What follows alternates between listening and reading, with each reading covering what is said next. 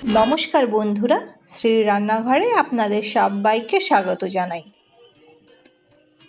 সকালের জলখাবার হোক কিংবা বিকেলের টিফিন, সুজি যে কোনো সময়েই ফিট।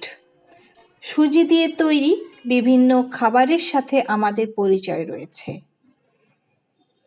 সুজি দিয়ে তৈরি বিভিন্ন পদের মধ্যে একটি জনপ্রিয় পদ হলো সুজির উপমা। রান্নাঘরে থাকা সাধারণ কিছু জিনিস দিয়েই এটি তৈরি করা যায়।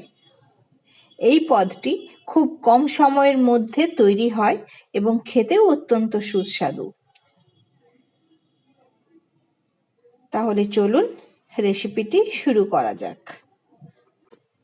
সুজির উপমা তৈরি করার জন্য যে উপকরণগুলি লাগছে তার মধ্যে হলো আদা কুচি, 1 ইঞ্চি আদা খোসা ছাড়িয়ে ছোট ছোট কুচি করে নিয়েছি, কারি পাতা, 4 থেকে 5টা কাঁচা লঙ্কা, 2 চামচ বিউলির ডাল, 2 চামচ চিনেবাদাম, 1 চামচ ছোলার ডাল। এখানে 500 গ্রাম সুজির প্যাকেট একটা নিয়েছি। আপনারা আপনাদের বাড়ির লোক সংখ্যা অনুযায়ী সুজিটা নেবেন। এরপর গ্যাসে কড়া বসিয়ে কড়াটা গরম হয়ে গেলে শুকনো কড়াতে বাদামটাকে ভেজে নিচ্ছি।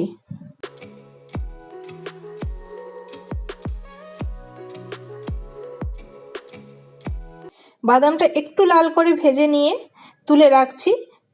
ঠান্ডা হয়ে গেলে বাদামের খোসাগুলো সুন্দর ছেড়ে আসবে। এরপর কড়াতে 1 চামচ ঘি দিয়ে তাতে সুজিটা দিয়ে দিলাম। এরপর গ্যাস কমিয়ে আস্তে আস্তে সুজিটাকে ভেজে নেব।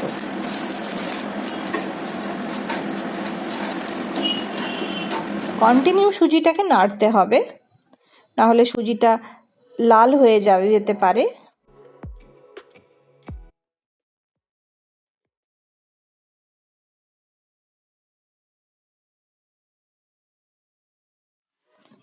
সুজিটাকে এখানে হালকা লাল করে আমি ভেজে নিয়েছি।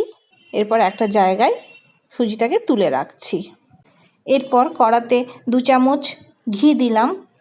চাইলে আপনারা সরষের তেল কিংবা রিফাইন তেলেও করতে পারেন, তবে ঘিটা দিলে ওর টেস্টটা খুব ভালো আসে, তাই আমি ঘিটাই ব্যবহার করছি।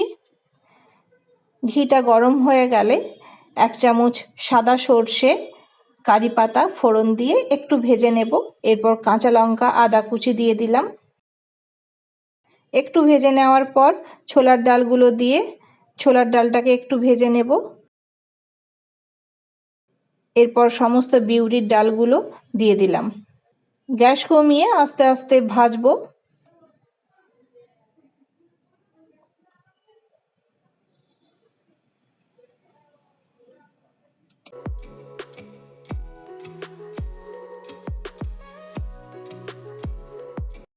বিউলির ডালটা লাল করে ভাজা হয়ে গেলে ভেজে রাখা সুজিটা কড়াইয়ের মধ্যে দিয়ে দিচ্ছি।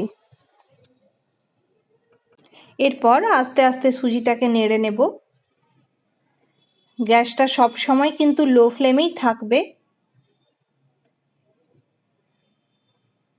সুজিটা 2 মিনিট ভেজে নেওয়ার পর 1 চামচ নুন দিলাম। নুনটা ভালো করে মিশিয়ে নিয়ে পরিমাণ মতন জল দেব। প্রথমে 1 গ্লাস জল দিলাম, এরপর অল্প অল্প করে আবার 1 গ্লাস জল সুজির মধ্যে দিয়ে দিচ্ছি। এবার আস্তে আস্তে সুজিটাকে নেড়ে নেব। 500 গ্রাম সুজিতে 2 গ্লাস জল লাগে, তবে পুরো জলটা একবারে দেব না। 1 গ্লাস জল প্রথমে দেওয়ার পর বাকি 1 গ্লাস অল্প অল্প করে প্রয়োজন অনুযায়ী দেব। সুজিটা ভালো করে নেড়ে নেওয়ার পর ভেজে রাখা চিনেবাদামগুলো খোসা ছাড়িয়ে রেখেছিলাম, সেটা সুজির মধ্যে দিয়ে ভালো করে মিশিয়ে নিচ্ছি। স্বাদ অনুযায়ী 1 চামচ চিনি দিলাম। এখানে আপনারা আপনাদের পছন্দ মতন মিষ্টিটা দেবেন। নুনটা সামান্য একটু কম লাগছিল, তাই 1/2 চামচ নুন আবার একটু ছড়িয়ে দিয়ে ভালো করে নেড়ে নিচ্ছি।